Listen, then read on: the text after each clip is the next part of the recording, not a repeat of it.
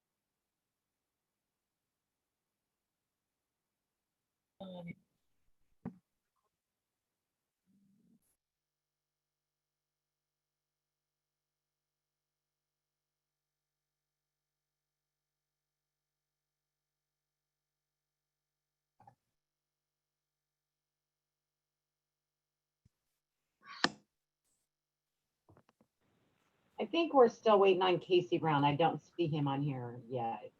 Give him just another minute or two. Just a reminder, guys, go ahead and put your name and agency in the chat for us so we can make sure everybody's accounted for on the meeting agenda or minutes. Thank you.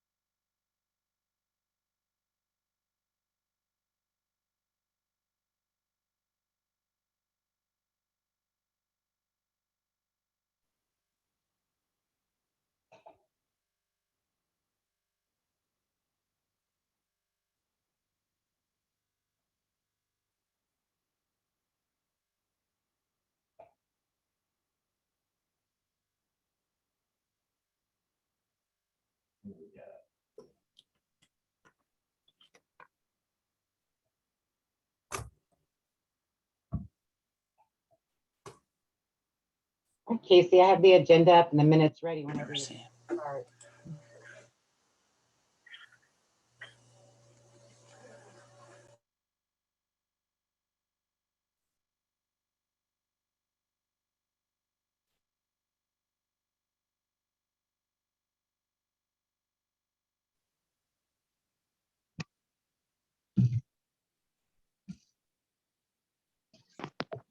Hopefully everybody can hear me. I'm having a little headset issue this morning.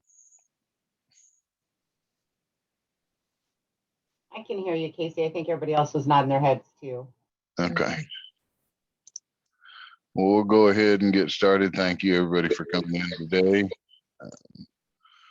Minutes went out with the agenda. Thank you, Dawn. Does anybody have any questions, comments on the agenda?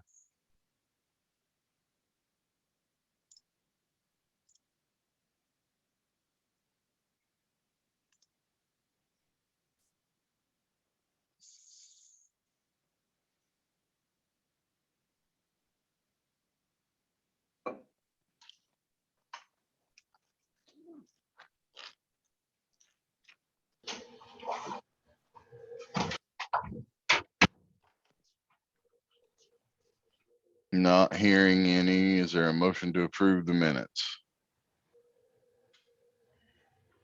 This is Megan. I have a question. Do we need to do something about the tabled May minutes? That's right. We didn't have them. Good catch, Megan. Dawn, do you have those? I'm sorry, I don't. Dylan, do we have the May minutes ready? Yeah, I didn't get anything on that just because we didn't have the video recording for it. So it'd basically just be whoever has any sort of notes about, you know, any sort of action that took place.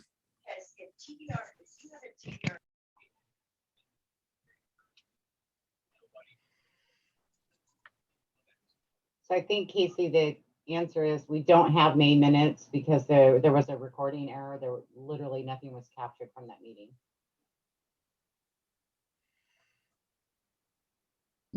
Okay. So let's deal with them on separate issues. Does anybody have an issue with June's or questions on June's minutes? No.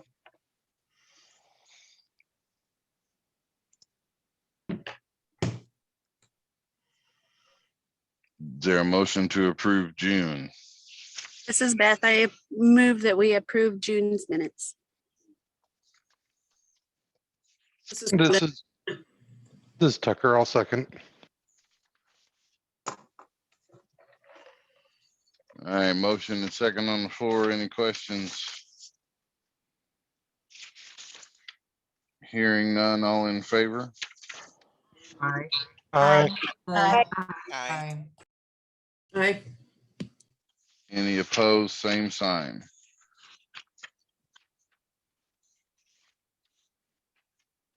Motion passes.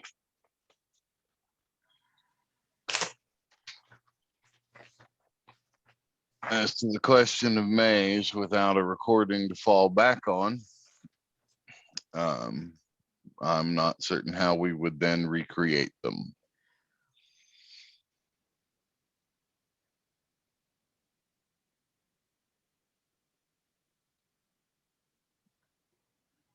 I don't recall any formal motions that were made at that point in time. Anyone I was gonna else? say the same thing, Casey. I don't recall that there was anything other than the standard motion to adjourn and so forth, but I don't recall that there was anything significant voted on.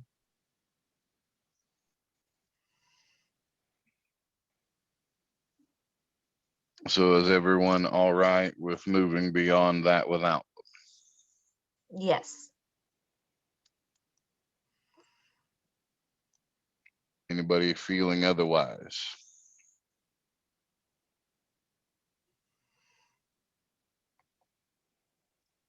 Okay, then we'll go ahead and move on. Luella, you got any KSHC updates for us? Well, I would just say that we are really prepping for the release of the CoC program notice of funds available, and just making progress. Dawn has done a great job getting that ready. We have added 2 staff, or one that started this week, one that will start next week. Our focus has also been on that coordinated entry to ensure that folks are getting access to the VI SPDAT to support for assessments, and just hoping that we can get as many people housed as possible, as quickly as possible. But want those referrals and that process to be accurate and efficient as possible. So appreciate all of the providers who are working with us on that, and just letting us provide that support for the CoC. I think I've been on with the organization now 5 weeks, and so this is my second CoC meeting. And so for anyone who was not at the last meeting, I am the interim executive director, and just having the pleasure of getting to know all the staff, getting to know all of your the support and the participation in the regional areas, and everyone has been so welcoming. I appreciate that, and appreciate you letting me sit in on all the meetings, both the CoC and then internally we're making a few changes and just looking to make things smoother and more efficient. So unless there's any questions, that's my update. Thank you. Thanks, Luella. You're welcome. Thanks. Anybody have any questions for the KSHC?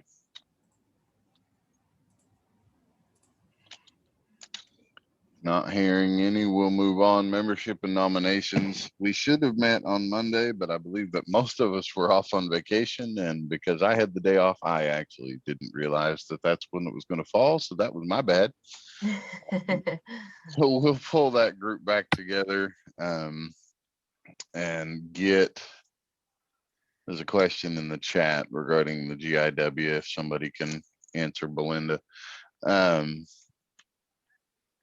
We'll pull that committee back together probably sometime next week, go through those things and get that back up and rolling. The equity committee will be coming together out of that team into its own formal committee soon enough as well. So other than that, I don't have a lot for that at the moment. Okay. Moving on into the HMIS, Dylan, you're up. Yep. So next week, the HMIS steering committee is going to meet in real life, and we're going to talk about a number of things, but including, policies, procedures, and the data quality standards that we set last year, and kind of review now that we have some data to work with, and kind of review our thresholds a little bit, and just work on some things in person.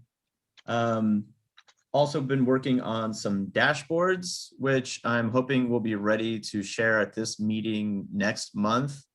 That's something that we'll be talking about in person next week, and just wanted to have the input of the whole committee before we went live with anything. And then just in general, working on a few more, videos and guides to sort of help the end users. So if anybody has any suggestions on anything that they would like to see, just go ahead and reach out to me directly or send an email to HMIS@Kansas Homeless, and we'll take it into consideration.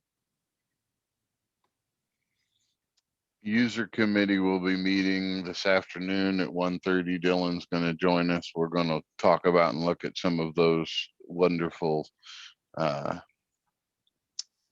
dashboards that Dylan has been diligently working to get put together for us, and talk through those, and then talk through some of our policies and procedure adjustments that are going to need to occur to be able to come in to alignment with our current governance model. So everybody that is part of that crew, 1:30 today, and the link should still be on the KSHC's website. So any questions from the HMIS regarding any of the HMIS?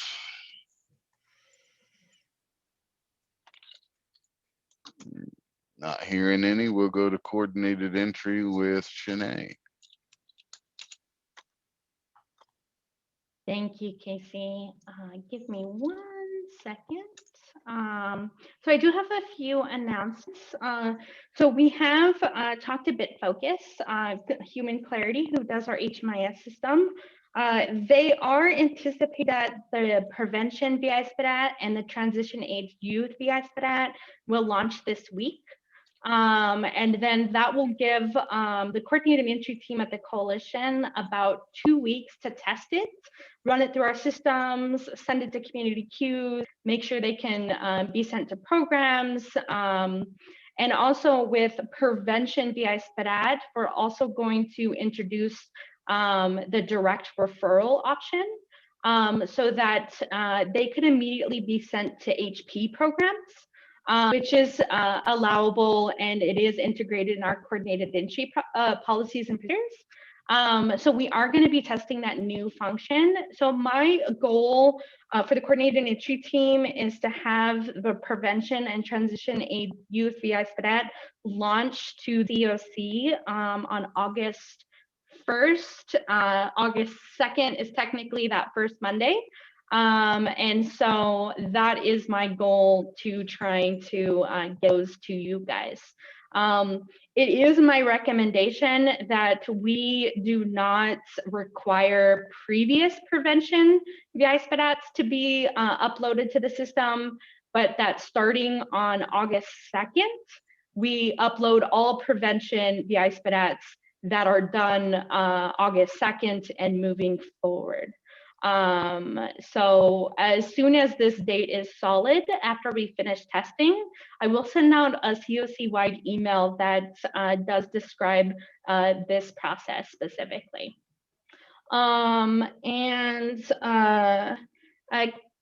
Casey Brown or whoever has the thing, can I take the screen real quick?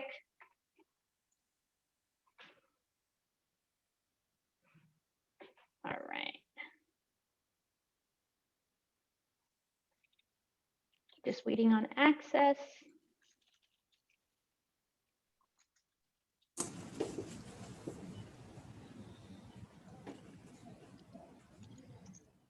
Man, muted you by accident there. I saw that. I was like, all right. Just hit the wrong button. Sorry about that. Perfect, no worries. And so what I'm showing you here is a test client, a fake client in the system. So when you go to programs and you see the homeless CES, or you enroll a client into the homeless CES, and so you do your referral events like normal, and then you go over to your assessments, and this is where you do your VI SPDAT. So I do want to announce officially that we have created a refused VI SPDAT option. So this is if households refuse to do the VI SPDAT completely. However, our goal is to still try to connect them. I do want to state that if they are refused, they do not have a score. So essentially what will happen is that they're at the bottom of the list. But the important part is that they are on the list, period, right? Which is the goal. And so this is now in here and available for use, just like it is with the rest of the VIATs. Are there any questions on this?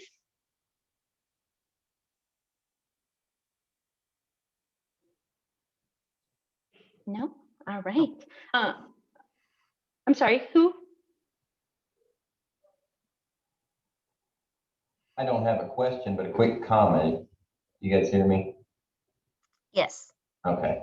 So it's going to be imperative that if someone does refuse to do their BI SPDAT, that we have representation of that client at the case conferencing meetings, so that that particular client can be advocated for if they are needing housing. Thank you, Casey. Yes, it's extremely important because they are going to show up on the list with no score and at the bottom, right? And in this case as well, they might have also refused to be entered into HMIS with personal identifying information. So you might have also entered them in anonymously. Therefore, without representation at the case conferencing meetings, we won't know who that client is or what their barriers are to housing. So thank you, Casey. It is still important that you do the enrollments and you do the provide service for the coordinated entry event. We still are required by HUD to do both of these. And so because this here, when you click this, referral to scheduled coordinated entry housing needs assessment, which is the VI SPDAT, you are showing to the system and to HUD that you've offered the VI SPDAT, right? They're still free to refuse or to take, but the goal is to record that you offered it to them. And that is what this does here. So please ensure that this is recorded for all of your clients. It is a HUD mandated requirement that we do get assessed on the coordinated entry performance APR. And so please always ensure you do this and you do it before the assessment. So because that is showing that you offered it to them, okay? So another piece I wanted to announce is we have also officially launched a statewide community queue. I did send out an email about this previously to anybody that was on the CoC list. So all you do is you just click on it and you refer to any other region. You can also choose the primary other location. So for instance, if they also want to be housed in Douglas, but also they're willing to move anywhere and they just state, I don't care where you house me, just house me, right? Then you also can do the statewide. And so that, and then you just refer to the community queue and then send the referral. And that is all. And then they'll be on the statewide list, including the other community queue that you've chosen as their primary one as well. Any questions? We are working out what the case conferencing for that statewide community queue looks like. We are going to operate that meeting as it is like a and so I do encourage everybody, especially agencies that need referrals, that might be in regions where you max out your list and you're still needing referrals, to come to that statewide meeting so that you can pull referrals from the states, and especially offer that if that household is willing to relocate to your region, because they have said that they want to be housed anywhere. So this does give agencies more referral options than specifically what is in their region. I will be sending out notification and adding it to our calendar when the next meeting is. I'm hoping to have that scheduled by the end of today. Any questions? Shanae, is this statewide or is this COC wide? So to be statewide, my goal is also, as we move forward, and this is me thinking, in the future, that we would also integrate the statewide community queue when we do COC to COC transfers, right? And that is far in the future, but it is something that we do need to start discussing and trying with other COCs that can do it. And so that is my goal for it, which is why I call it statewide. Okay, thank you. I just want to make sure. So at this point, it's still within our COC. Yes, yes. The goal is to move it towards the whole state, though. We just need to work out how that would look like with our COC partners.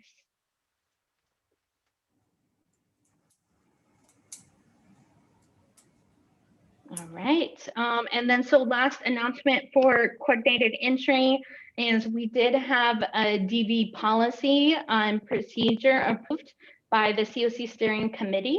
So that does allow DV agencies to be integrated under coordinated entry in the system. So that would not be their intakes or exits or program enrollments or anything like that, but specifically integrating them to do VI SPDATs in the system and accepting those referrals in the system as well. So that is launched, and we are ready to start that integration with any V agency that is wanting to come on board. And that is all I have. If there's no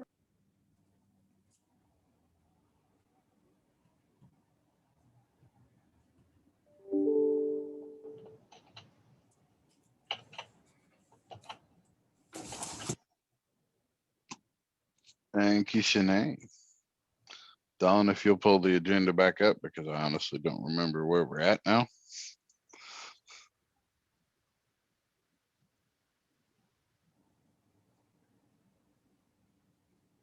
Somebody needs to make me host again, so I can do that.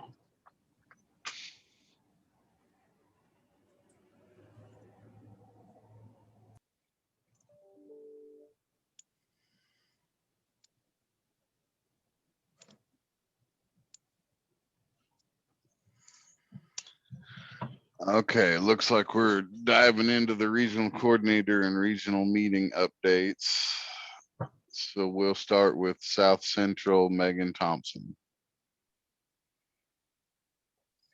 We have our regional meeting followed by coordinated entry tomorrow at 10. And Megan, do you have on your docket discussion of the MOU for those EHVs coming out of the Wichita housing? I do. Okay, I was gonna say, because we need those regional partners to sound off on that one. Okay. I'll try to jump in with you and give you what I've got from the other two. Over in the Southwest, Debbie Snap or Marcy?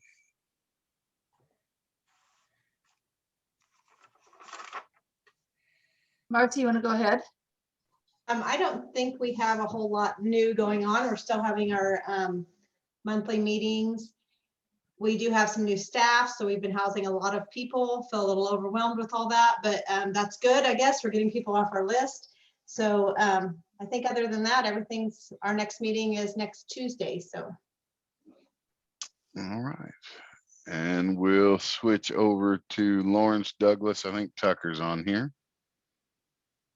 Howdy. Our next care coordination meeting is going to be next Tuesday, the 13th. Our regional meeting is not going to be for a couple of months. September 1st is going to be that. I'm sorry, not the 1st. I'm sorry. September 7th is going to be our next regional meeting. And there's nothing really to report down here either, except that we have, I believe every agency is at capacity for like rapid rehousing and homelessness prevention. So it's pretty interesting down here. Thank you, Tucker. We'll head over to East Central. I believe Beth's with us.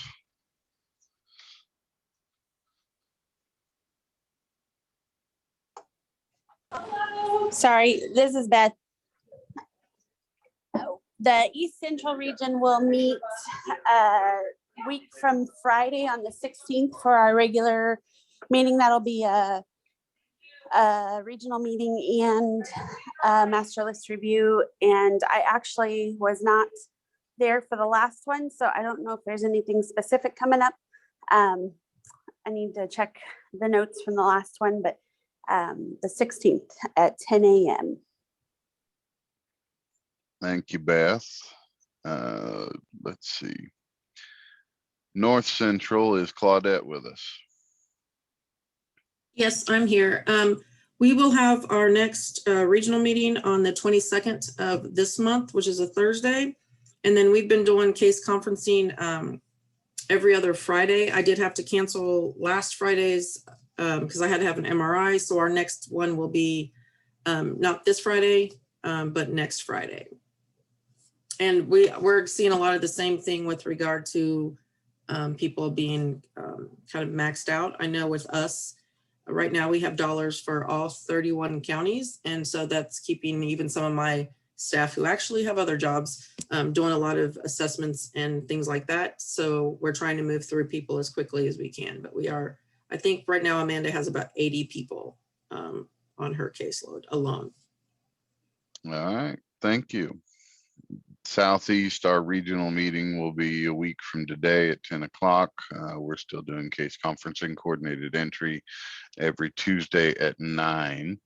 And not a lot of updates down here. We're ready for that EHV to get off the ground so we can start using that in our system too. So switch things up.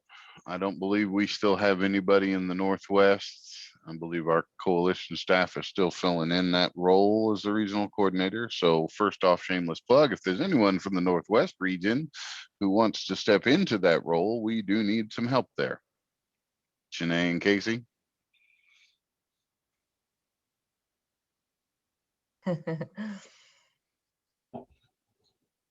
Yeah, anybody wants to step in, that'd be wonderful. Any updates from that region? But now Daniel, I don't know if he's on the meeting. Daniel and I and Shanae have gone through the CE list. We've started meeting once every 2 weeks and then talking as needed instead of once quarterly. Next, oh, Shanae, when's our next regional meeting? I believe we had to reschedule because it was last week during the holiday. So it is currently being rescheduled. All right, check the website. That'll be updated shortly. All right. Shameless plug number 2, in the Northeast, we also don't have a regional coordinator and need somebody to step up into that role. So I'll turn it back over to the same 2. Oh, Northeast is in the same position as a couple of the other regions. Lots of people, limited housing available. We have funds to spend, but we don't have houses to place people in. Some of the funds are theoretically spent down, but being as we don't have places to put the folks that are seeking housing, they've been seeking housing for quite some time, actively participating with their case managers and whatnot, just unable to actually find housing. Guess I can open this question up to the COC. If anybody has any bright ideas about how to facilitate people getting into housing whenever there is limited housing available, let alone given the stipulations that we have to meet so that we are within HUD safety standards and the cost limitations we have. I would be all ears. Feel free to shoot me an email or a phone call. But there's been a couple of new hires. We're just trying to open up housing.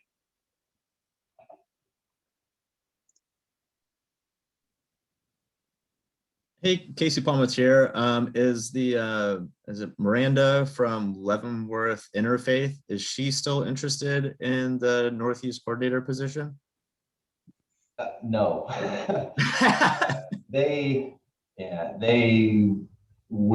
We're talked into getting MacLink because MacLink told them that that's what they're going to need for their region within our COC. I had to inform her that that was not the case, and she said, well, why would they say that? And I said, well, because you probably paid a lot of money for it. So no, she's learning that system and decided that it would just be too much to try to learn 2 systems and then operate all the other functional pieces of being a regional coordinator. So no, sadly, it's stuck with me. And then Casey Brown, when we have somebody who is interested, like what is the process for that? Do they have to be like formally, nominated on here? Or is that something that is just handled at the regional level? Or It's just been handled at the regional level. The region picks. Yep. Show up at a regional meeting if you're interested. Give me a call beforehand. We can go over, the role and the responsibilities. But yeah, I'd be more than happy to train anybody and walk through the process for a few months if need be. But it would be very beneficial for the region as a whole if we found somebody to plug in there. All right. Any questions for any of your regional teams? Hearing none, we'll jump over to an ESG update with Mr. Chisholm and Miss Boyd.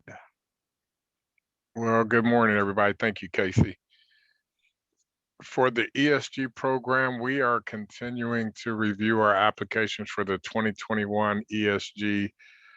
We're still trying to cut down program requests to actually award the 1.6 million we have. And it's becoming difficult because we know programs have requested a lot of funding, which we just don't have with those programs. So hopefully I'll be able to finish that by this week and get something out within the next couple of weeks. So I still have to get it approved by our Loans and Grants Committee. We know who we're gonna fund, we just don't know how much funding we're gonna provide. So we're looking at different ways to try to get the most funding to the programs that have the greatest need, the program activities that have the greatest need. I will say, I'm hearing statewide that all of our programs are at capacity. I received several emails daily, several calls daily with people requesting assistance, and I know we're doing the best we can.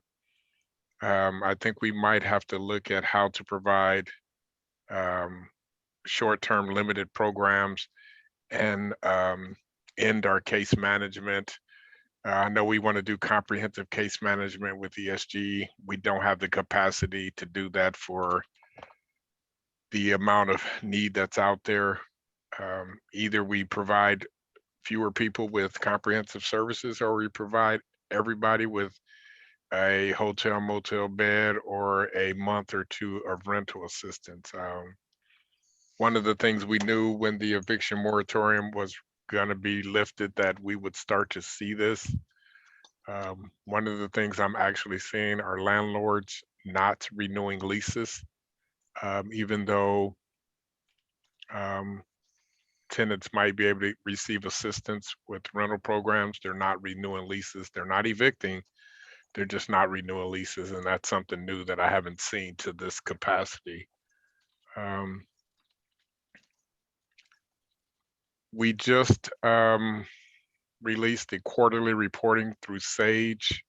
One of the things I want to let people know that are in Clarity, if you are comfortable with your enrollments and data for programs up until June the 30th, that's fine. You still have some time to make sure that all those enrollments get updated, because I'm not going to run those reports. I'm going to run them at the end of the month, so you still have time to catch up to June the 30th. Other programs like domestic violence programs, I think I made the quarterly reporting due by the 26th. So you have until the 26th to upload your quarterly CAPER reporting into Sage by then. One other thing I wanted to talk about, and I was gonna send out an email, but I've been kind of backed up on sending emails. We are wanting to make sure that with all the programs that we have active in Clarity, that you ensure that you're putting CV programs into the CV program in Clarity and not the regular ESG, and that you're putting regular ESG programs into the regular ESG program in Clarity. If you have any questions about that, or what programs you have set up and what your program is, you can always contact Dylan. You can always contact me. But we're starting to see some overlap in each one of those programs. Yeah, and James, I was going to say a good way to check in on where you're at with that is to run the program roster report in Clarity. And if you go to kansashomeless.com, we do have a training video on how to run that. And then if you do happen to find that you have a few that are in regular ESG when they should be in CV and vice versa, just submit a help desk ticket with unique identifiers and I can make the change. Thank you, Dylan. Mm-hmm. I believe that might be all that I have for ESG. I think Maria's on. If she has anything, she can let you know. I have nothing. Have a good Alrighty. day. Thank you, Maria. This is Emily with the Manhattan Emergency Shelter. Can you hear me? Yes. Okay. Yeah, So yes.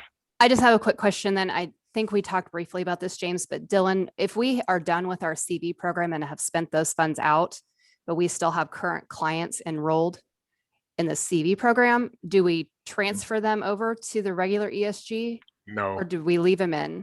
No. That's a good question. And that's a programming issue. The best way I can say this is somebody should be enrolled in a program for the time you have availability for that funding, and they should be exited when that program ends. If somebody, you cannot enroll somebody into a homeless program if they're not homeless. So if we're talking about rapid rehousing, when somebody's in a rapid housing program, they are no longer homeless. And so you couldn't enroll them from one homeless program into another. What about for shelters? That's a different situation.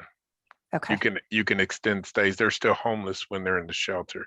right. So you would like us to go ahead and leave them in the CV program then, You would exit Oh. them. and then re-enroll them in the regular ESG? You would have to go through the same process of eligibility to get them in the program. So it couldn't be just like a transfer. It would be an enrollment because they're still homeless. Okay, So James, I asked this question probably 4 or 5 months ago and was given a different answer. And so because I was concerned about that, because we had people we were enrolling in the last few months of CV that I knew would not be ready to exit. So then they're not going to be considered homeless now. And so I'm not sure what to do with those people. Because I was concerned about this from the beginning, knowing that we have people that weren't going to be ready to exit by the end of the CV. So your question, Marcy? And because you're telling me they're housed in rapid rehousing, so that means they're not homeless. So then I can't move them to our regular ESG. What if you have a housing stability plan, what was the term of their stay in rapid rehousing? Well, some of the ones I'm most concerned about are the ones that we've just enrolled in Dodge City, because we had some we couldn't find housing for in Dodge City for several months. And so they actually just got into their housing in the last month or two. So they're not gonna, they aren't gonna be ready to be on their own here in July. So if we look at a housing program and you have funds for 12 months, and say in the 9th month of that program, and you start to see people, you only have access to those funds for a few more months. Right. Your plan should be to enroll them for the length of the time you have in that program. If they're not eligible or they can't be stable by those months, they shouldn't be enrolled in your program. Okay, but that isn't the answer I got when I asked about 4 months ago. So I guess I'm not sure what to do. Maybe I just need to move them all to regular ESG, have Dylan move them all from the beginning. And then we'll just have money left over in our CV program.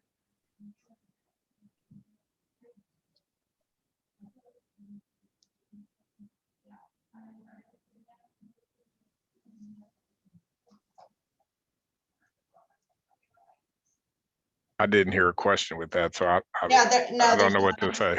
I'm thinking out loud what I need to do, I guess, because now I'm not sure what to do. So, okay.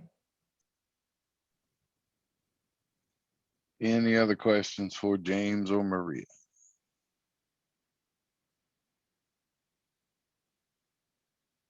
All right, then we will move on. There is one thing, and Debbie Snap, I've been trying to find it on my computer. I'm hoping you can help bail me out here.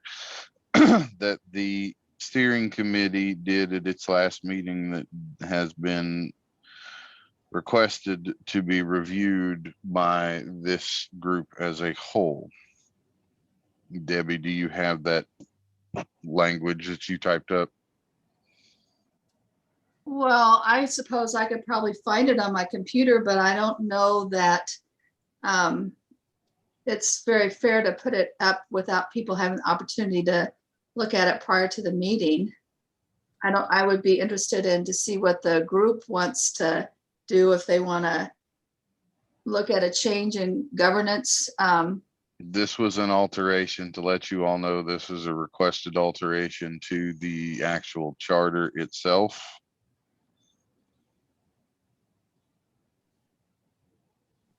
That the steering committee made motion and approved to bring before the whole of the group.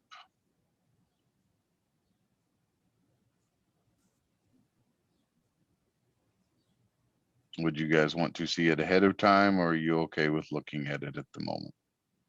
Casey, how long is it? Is it like a sentence or two?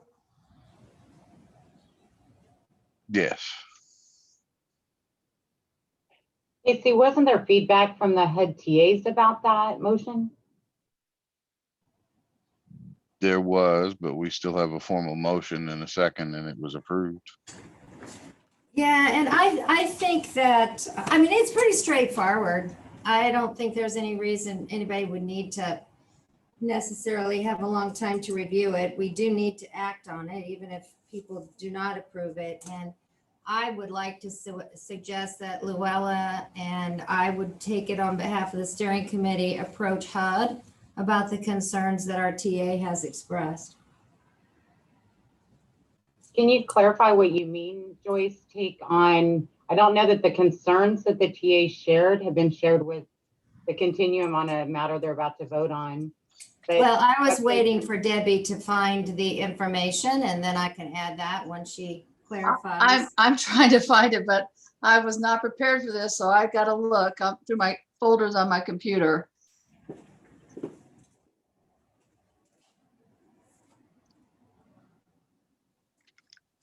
Debbie, I was able to find everything but the actual language of it.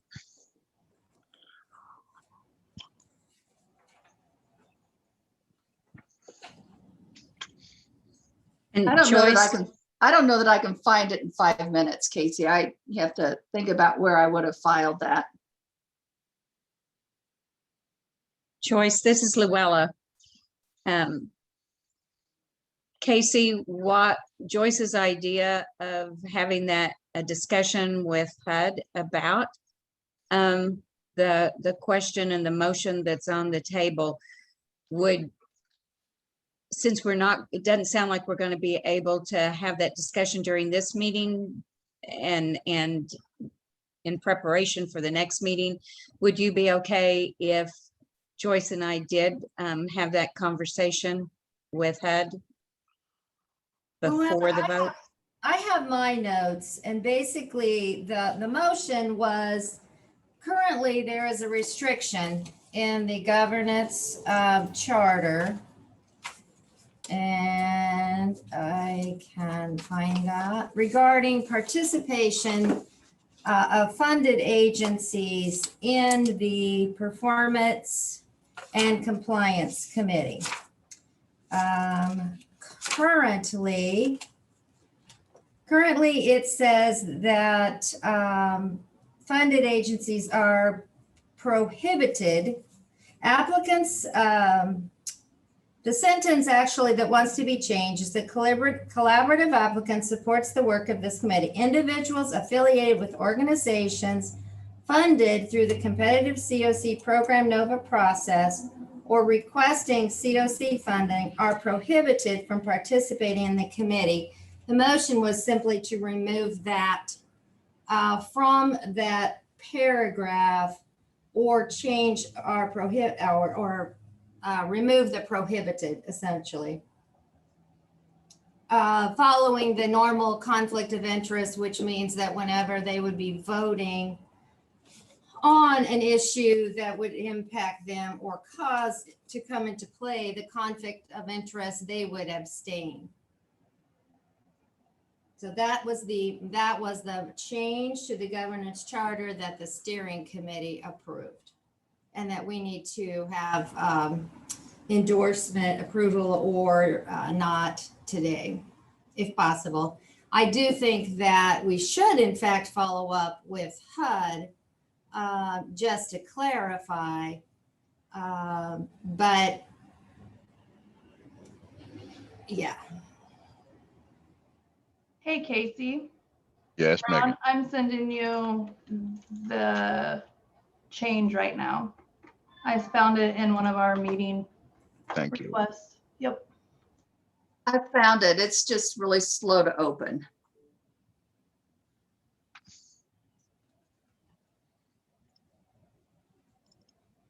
The conversations that I have had with our HUD CPD reps are one, surprise that this would have been told to us by the TA, and two, how does a committee that doesn't manage a grant, how can they guide a process that it requires so much knowledge of the grants and the process engaged?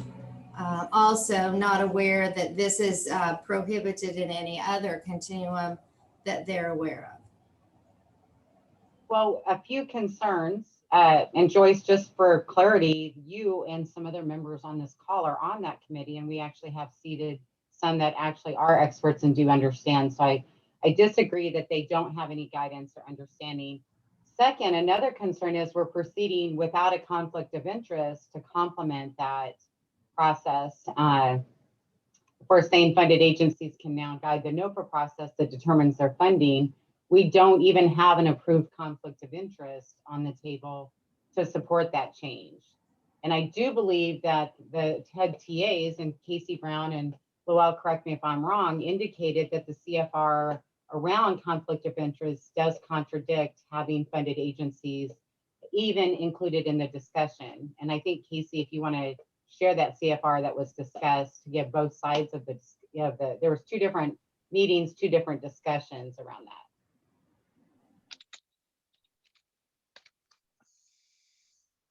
So this has become an age-old question that we have fought for years.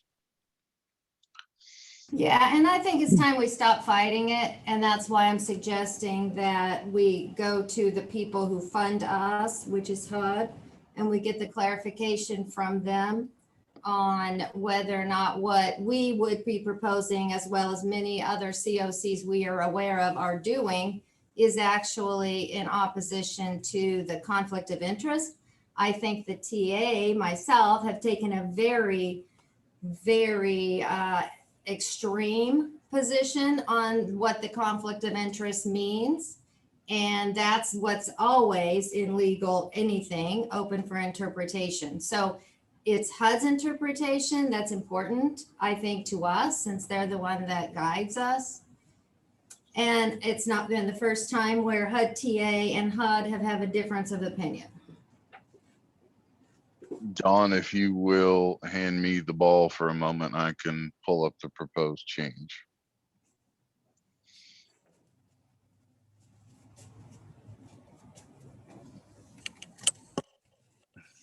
And y'all redecorated the website, so I couldn't immediately go put my finger on where you put the charter as it stands today. The language that you should be bringing up has the language exactly from the charter, with the scored out portion that would be eliminated, and the red is what would be added. So it's language exactly from the charter.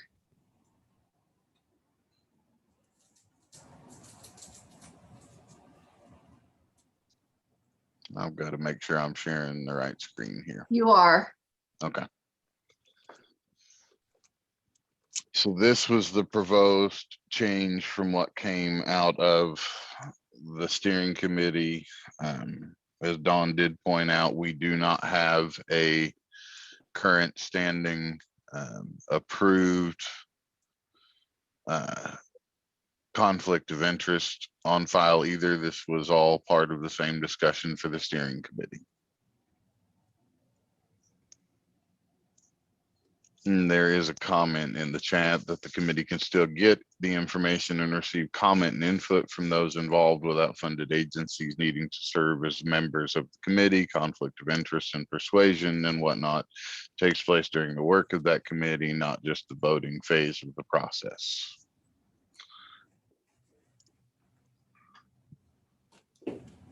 I think my biggest concern here is that it feels like there's a fundamental value and trust implication that is very concerning.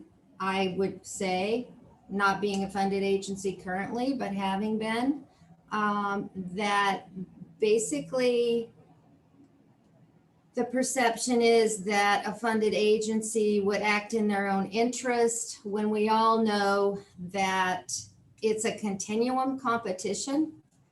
And if we were to enact things that benefited an individual grantee, we very likely would hurt the entire coalition. I think there's not a funded agency in the continuum that doesn't understand that this is bigger than their agency.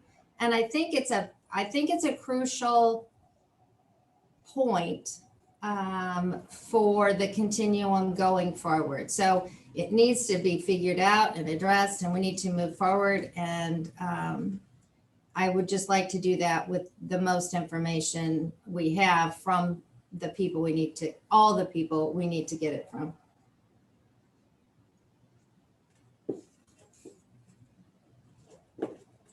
There's another motion or another note in the chat that there is a fundamental conflict of interest in funded agencies participating in this committee. It cannot be avoided.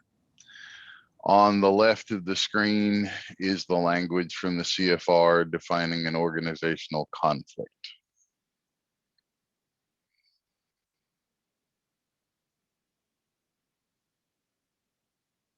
If it is too small for anyone to read, I can read it. Are you sure, Casey, that the organizational conflict applies in this situation? Or is it within the work of the organization with other parties? This is the CFR that was referenced by HUD. I understand that, but does section C apply in this situation? I thought it was just section A that applied in this situation. I think it's section A. Put it all on one screen, so I may have shrunk it down too much. And so my A is procurement. It's B and C that are the two. Are you sure that C applies in this situation?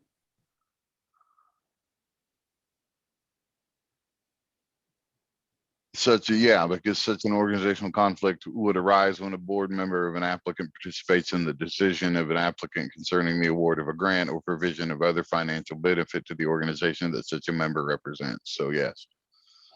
Casey, there's quite a few comments in the chat box. So I'd like to share them. They're probably not in order and out of the discussion, but just the same. Shirley Fessler did comment. My suggestion would be give this group the opportunity to review change and maybe have HUD TA providers attend the next meeting to share their comments. Bree Kirkbride said the charter and the CFR that relates to this piece specifically. Belinda is about CESG, CFSB. Sorry, Belinda, I'm going to skip that right for the second. Bree says the committee can still get the information, receive comment, input from those involved without funded agencies needing to serve as a member of the committee. Conflict of interest and persuasion on whatnot takes place during the work of that committee, not just the voting phase of the process. Shanae added, didn't the HUD TAs already provide their guidance to the Performance and Compliance Committee on June 16th? Can we have someone else from that committee present what they said? My understanding that would violate HUD regulations is approved. Deanna Gehring says, this is a fundamental conflict of interest in funded agencies participating in this committee. It cannot be avoided. Bree says, my notes from June 16th meeting Shanae is referencing saying CFR had guidance individuals affiliated with organizations funded through the competitive CoC program NOFA process or requesting CoC funding are prohibited from participating. Joyce Shaw said HUD TA does not speak for HUD. We need HUD to come into this discussion. From what I remember, Belinda says conversation, this is an open meeting. There's nothing that prevents provided agents from attending the meeting but cannot having voting privileges and an attorney if needed to satisfy everyone. And then Belinda says, I did not take notes on the 16th. I do believe that the HUD TAs offered to escalate this to our regional office for clarification on whether or not we're obligated to comply with the CFR.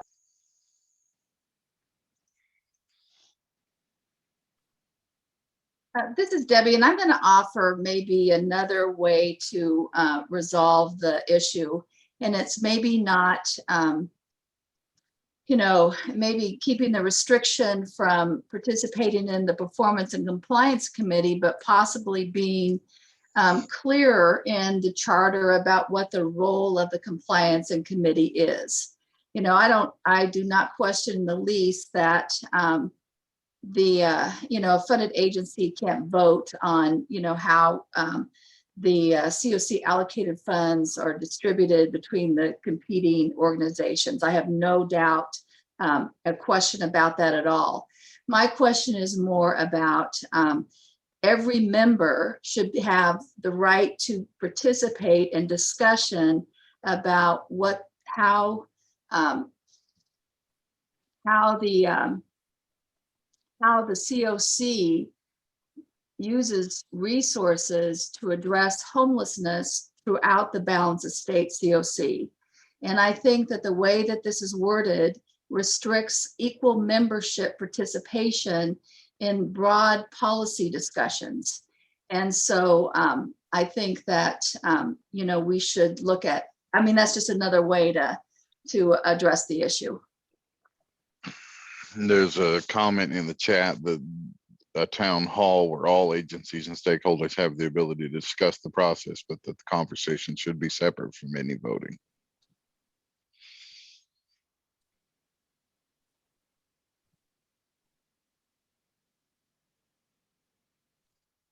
Debbie, I'm going to agree with you that all of our stakeholders and all of our agencies know better than anyone what our needs are, what our challenges are, what our barriers are. The only difficulty I have is sometimes in conversations, there does seem to be a level of influence when we have a certain amount of people at the table. So I endorse conversations and discussions.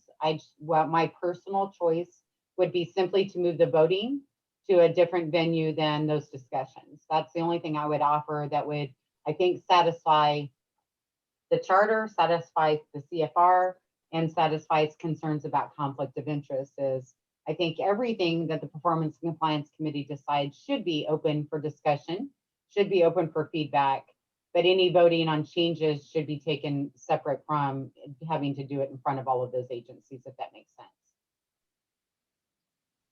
And understand there was a joint meeting between the steering committee and the Performance and Compliance Committee. When Performance and Compliance Committee finishes their work, all of the things that they do for defining those processes and tools will then go to the steering committee for final ratification. So there is 2 levels to all of that. I still owe a few of you a video, but I haven't been able to get my hands on it to get it sent out to you for that link. Dawn, don't let me forget that. For that group, but that is the option. So hearing different things coming out of the group, some of you want HUD involved, some of you appear to be ready to make a decision in the essence of everyone's time. Is anyone in this group have a motion of what they would like to do at the moment?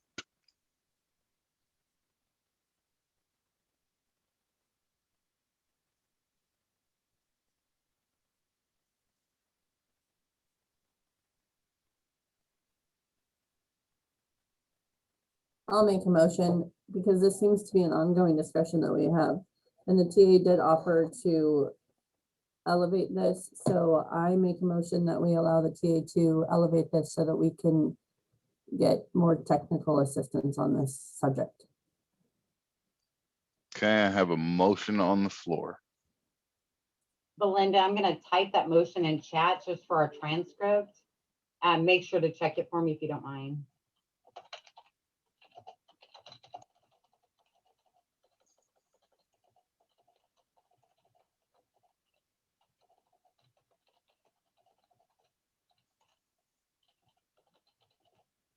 So Belinda clarified the question of allowing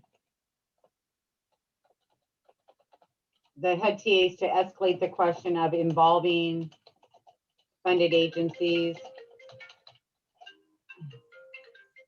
in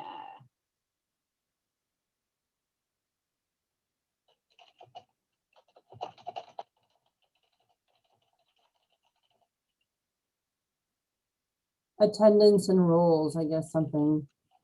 I don't know how you want to word that. just read that and tell me how you want me to edit that.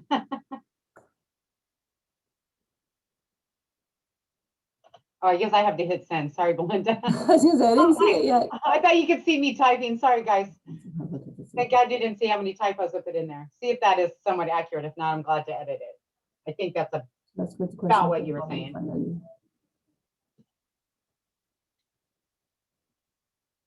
Linda, was your motion to allow the HUD TAs to escalate the question to HUD, or was that for the COC representatives to escalate the question involving the funded agencies to HUD regional?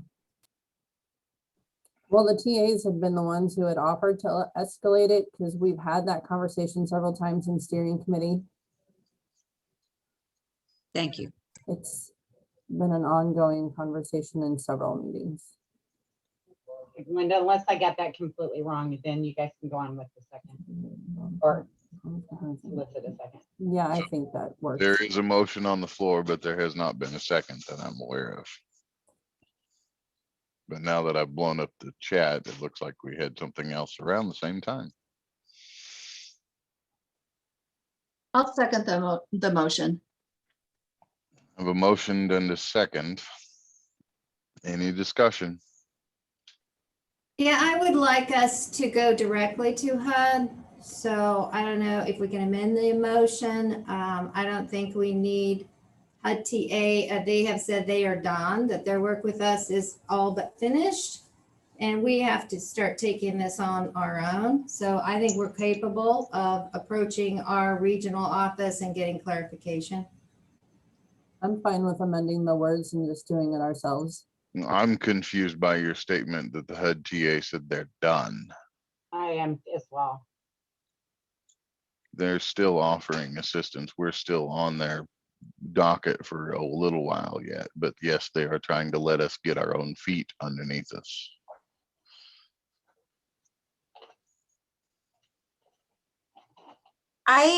Can I get some clarification or some reasoning on what the ultimate positive is of us going through all of these things and spending all of this time on changing the charter and talking to all of these people when we've discussed that there will be ample opportunity for everyone to comment on what the Performance and Compliance Committee is doing and be a part of that conversation and have their input, and that we trust the Performance and Compliance Committee to do this work. And there's trust in them to do it and that they will value what everyone's saying. I guess it feels like we've discussed multiple opportunities to involve funded agencies' voices without needing to have them actually participate as committee members and need to go through all of this process. Like, I just don't understand what the benefit of spending all of the time and effort on this is when we have other venues that we've discussed being able to gather the information that I'm hearing is the concern we won't be getting. So I'd love to hear some clarification on why this is the most beneficial for the whole of the COC. I don't think your funded agencies feel the same way as what you just stated would be the benefit. Do the funded agencies feel like that their funding is at risk by allowing someone other than funded agencies to just determine the process? Because I think the tools were approved last year by funded agencies. The threshold document, the tool is a HUD tool, and all of the other and Performance and Compliance members. I know Bree is one, Joyce Shao is one. Who else on this call? I think almost all of them. Craig is on this call. I think almost all of the Performance and Compliance, and they are being trained by the HUD TAs and HUD's guidance. And you guys, to be honest, the NOFA could drop tomorrow and we're not even able to move forward with the Performance and Compliance or the NOFA process until we get an answer from HUD, which, to be fair, could be another month. And then we have to wait for the vote from the COC to determine if we can change the charter. And in the meantime, do we simply not address the NOFA until this question's answered? Or should we be prepared to go forward with Performance and Compliance, prepare for the NOFA process, and ensure that funded agencies have a voice in it? And I go back to the suggestion of anything the Performance and Compliance Committee offers should be posted for public comment, should be received and answered for the town hall. And then the steering committee hears from Performance and Compliance and the funded agencies and determines if the tools that are requested or put in place are appropriate.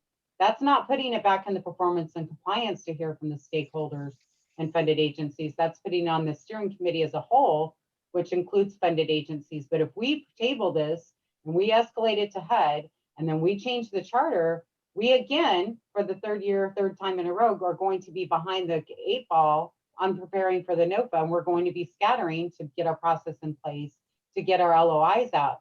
We should be in the process right now of getting LOIs out in advance of the NOFA. It should drop any. We are not proposing any delay in anything. There's nothing that's going to stop the Performance and Compliance Committee from continuing their work. As of now, and until the governance charter is changed, it stands and we act accordingly. We are moving forward. We're not halting anything. We're not delaying anything. We're asking for guidance going forward. And we've asked. I mean, this is not the first time this has come up, and it keeps getting pushed off. So it's not like this is just out of the blue. We're just trying to stop a charter. This needs to be decided, and it needs to be done with. So let's get the information from HUD and be done with it. I want to be really clear about what my position and concern is. As a funded agency, I'm not concerned in the least that there's going to be a process in place that's going to jeopardize my funding. That's not what my concern is. My concern is that the language in the charter implies that we have second-class members as funded agencies, that the funded agencies are second-class members, and they should be equal members in the COC. And if they're restricted from even participating in discussions, and our only opportunity is to respond and not to participate, then we're second-class members.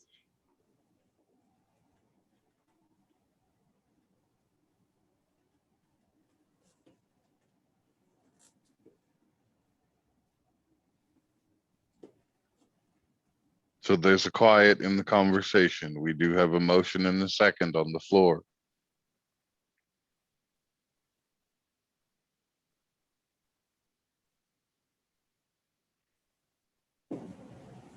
Dawn, can you go back in the chat and reread the motion, please?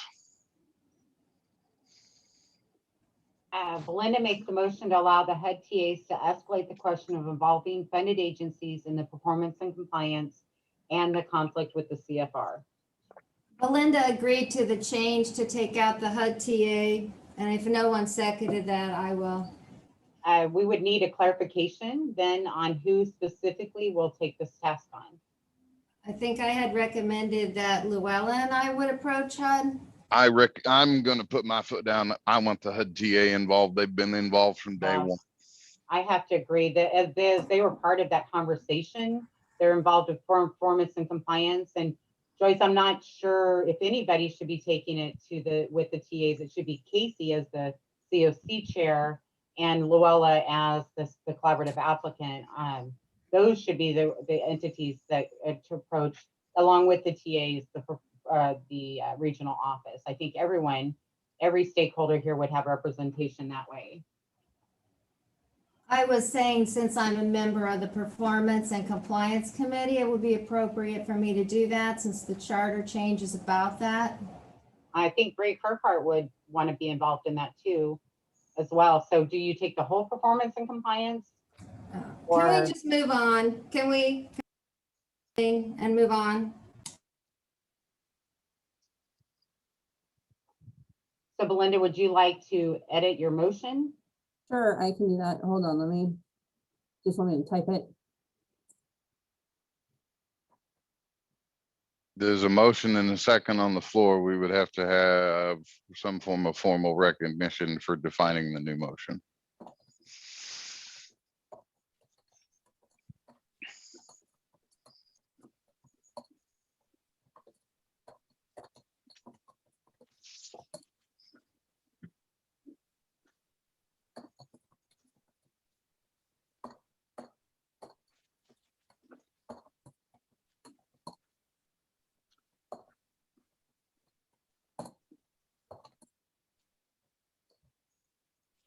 Casey, this is Megan. Can I ask a process question?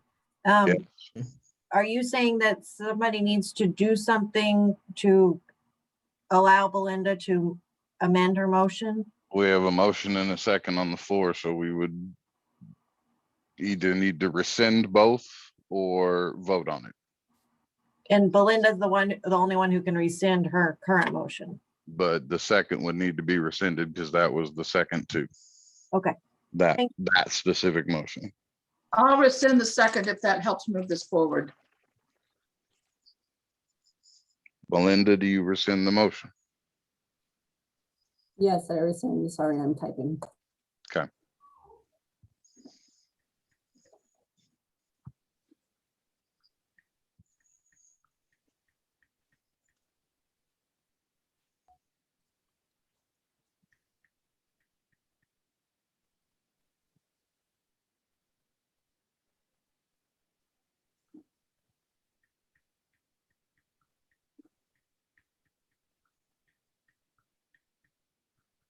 So I guess my question is, so we've received guidance from B that the HUD TAs did say it would violate the CFR. Is that satisfactory for the COC? We don't move forward at all in any capacity? Is that where we're at, or? It sounds like there's a new motion being put forward. Okay, that's what I was wondering. Okay, thank you.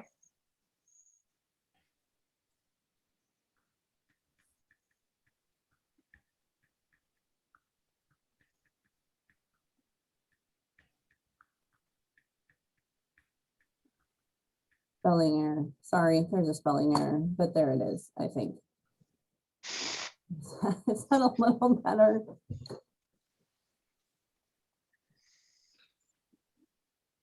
I don't know. I feel like even that part was going back and forth. Dewey or don't with the TAs. So the motion states that the BoS CoC and or the TA escalate our question regarding funded agency attendance and participation in the Performance and Compliance Committee to clarify whether that would violate the CFR regarding organizational conflicts. I'll second. Who specifically from the BoS or the CoC? I think that needs to be defined because there's been a lot of back and forth bickering about who's going to do what. And if it's not laid out in the motion, that's just going to lead to more of it. I agree. And it doesn't need to be people involved. It needs to be probably Casey or someone who doesn't have a vested stake in the performance committee and someone who doesn't have a vested stake as a funded agency, because that's where all this is coming from, is whose interest is vested where. So it can't be undertaken by someone who does have a vested interest in the outcome of this decision. But people that you're naming have a vested interest in it going the other way. So who are you going to pick that doesn't have a vested interest? We all have a vested interest in how this goes. Exactly. We all do. Every side. And it doesn't matter who has a vested interest. It should be a very clear interpretation. It doesn't really matter who believes. It's an interpretation. Well, it's very clear now. It directly violates the CFR. That's pretty clear. So yeah, why are we still talking about this? Unfortunately, that's not clear. There is one interpretation that it violates the CFR. There are other interpretations that it does not. That is why we're trying to clarify it. Maybe HUD, whatever. I deal with HUD federal regulations on a daily basis. They're not clear, but this one, that's pretty clear. We all deal with them on a daily basis. I think the appropriate persons to represent everyone equally would be, as I said, Casey as the chair of the COC. Everyone voted to accept him as the chair. Luella on behalf of the collaborative applicant and the TAs. That way there's no discussion that the TAs influence. There's no discussion that the COC chair influence or the funded agencies, because Casey again is funded agency, or that the collaborative applicant. Everyone at the table has equal stake, equal say, equal representation with compliance and moving the process forward. I don't know that we need all of the performance and compliance or all of the steering committee. I think all three of those individuals I'm suggesting do understand. They've been engaged in steering the conversations. They've been engaged with the TAs. They understand what the CFR says, what the TAs have said. And I think they're all three appropriate to escalate it to the regional office for clarification. if anything, they could submit it in writing so that everybody could see what that was submitted in the discussion that happened and the response. And that would be my recommendation, again, for transparency, is a formal letter on behalf of all of us, and with Stephanie and Natalie included in that, sent to our regional office and request a written response. That way there's no doubt about what was said or what was the clarification that was offered.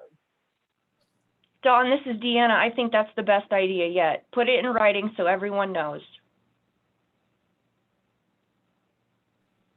Yeah, I think then there's no question about what comes back down from HUD. And then we have it for the records of what the CFR's intent and their because really if we're monitored, that's who's going to make that determination anyway, right? And then everybody has a seat at the table and we have full clarification of what that looks like. So we do have a motion on the floor. I'm uncertain because I don't know if somebody actually seconded that. I did. I lost you in the Yeah, I was cacophony. gonna say, I think somebody did. Christina, it was you, right? I did. Okay. So again, we're in the same boat of we have a motion and a second on the floor.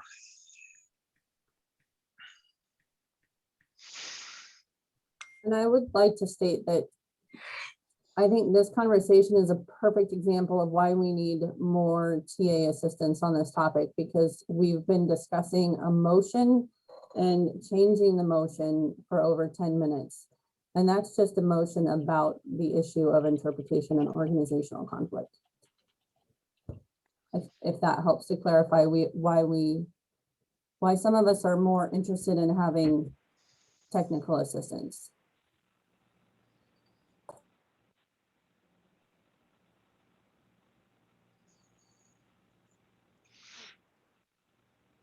Because honestly, I cannot fathom having this conversation for months and months and months on end. We have other business to tend to, and we're not getting to it.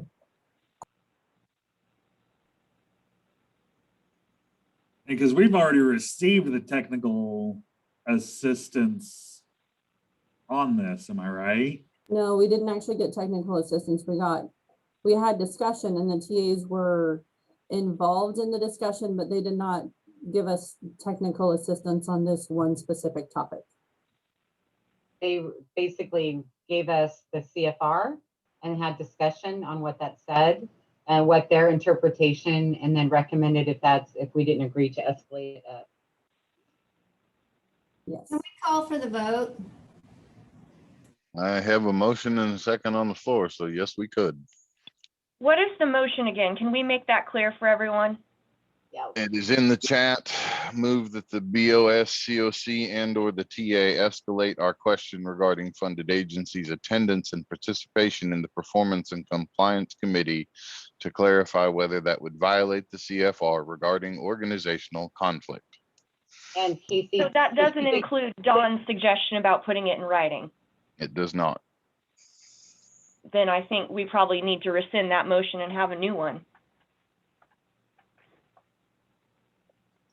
that's up to Belinda.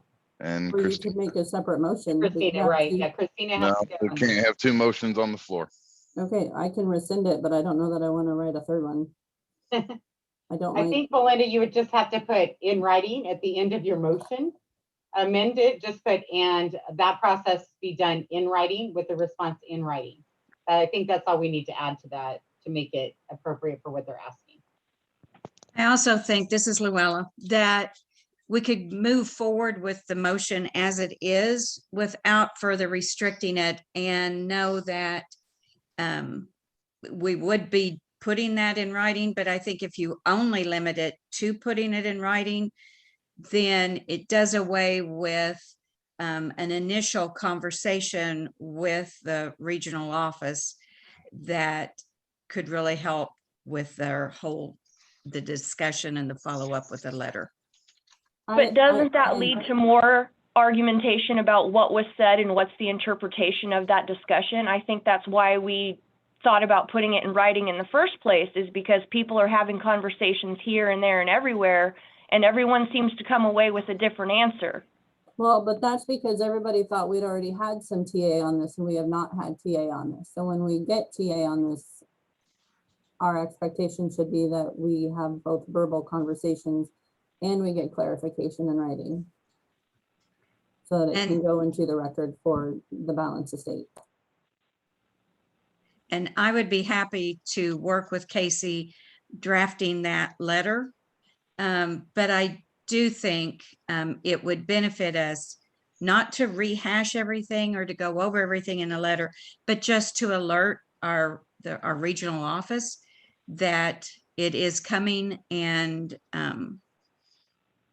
as well as the TAs.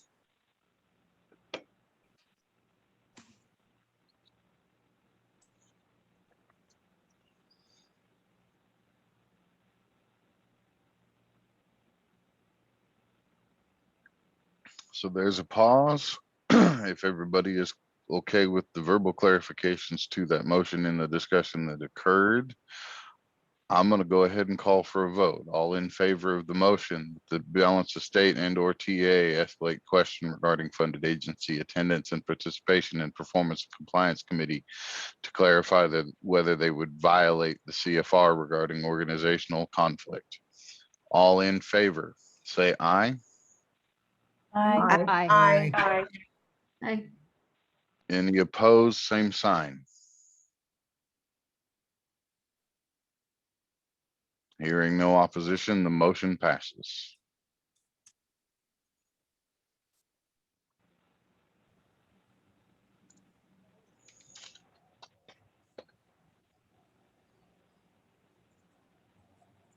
Any further business for today? Casey, I assume this topic will be followed up on and we'll get clarification or response for it would be the August meeting, I assume, right? That would be the hope. Okay. I think that probably we will want to add that to the agenda is the only reason I asked. It says any new topics. It's not a new topic, but it will be a topic. Can the entities that are going to escalate this just forward the response to the COC emails that everybody gets when it comes in preparation for the next meeting? Fine by me. I think it should be forwarded and posted on the public comment page. I think that way everybody at any time, whether they're on the email or otherwise, has access to it. Just good measure to make sure everybody has some type of exposure. So we'll post it, forward it, and then make sure it's on the shared when the agenda is shared for the August meeting. If you're okay with that, everyone, and Casey Brown is well. Just making sure we get it out there to all. And I'm fine with that. I like that idea so that we have different options of being able to access it and see it. Right. Well, I think we're still in the sophomore stage of updating our COC list with memberships and so forth. But if we just approach it by a shotgun effort, that way everybody can find it somehow. All right. Any topics anyone would like for upcoming meetings besides that one? Do we have the next performance committee meeting set? I don't know if we do or not, Joyce. Casey? They've been kind of running their own show, so I'd have to look to those 6 or 7 members to honestly tell me. Joyce, I'll send out an email and then you guys can all respond. I think almost everybody's on the call today, Craig, for you. You guys can go ahead and get it scheduled because I'm not sure, unless I'm wrong, you guys, I don't know that there's a next one scheduled, or even we probably need to set up intervals of when that will be and get it on the calendar for everyone. So Yeah, that's my concern because I'm sure the NOFA is going to drop pretty soon, and so far we're just doing orientation. So yeah, you and me both. So what I'll do is send that out today to ask the TAs because I think I'm not even sure if they were doing one more training or not. And then I'll get it out to everyone and then copy the TAs and then you guys can all respond. That way I'm just starting the conversation, not guiding it, if that's okay.